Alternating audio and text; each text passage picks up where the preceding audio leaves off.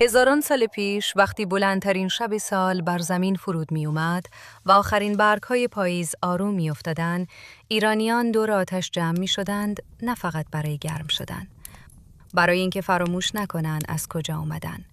یلدا شب ثبت حافظه یک ملته، شبی که بزرگان قصه نبردهای دور و روشنایی‌هایی رو که تاریکی رو شکست داده بودن برای نسل‌های بعد روایت می کردند. قرنها گذشته، اما یک حقیقت هنوز پابرجاست. در طولانی ترین شب سال ما کنار هم می ایستیم.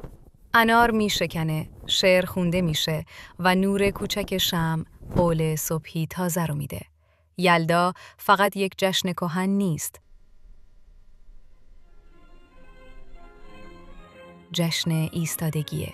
شبی که توش تاریخ دست امروز رو میگیره و به ما یادآوری میکنه که ملتی با حافظه زنده صبحش هرگز گم نمیشه. همین رفت و آمد 1000 ساله بین تاریکی و روشنایی در دل این سرزمین نمادهایی آفرید که حافظه جمعی ما رو بر دوش کشیدن.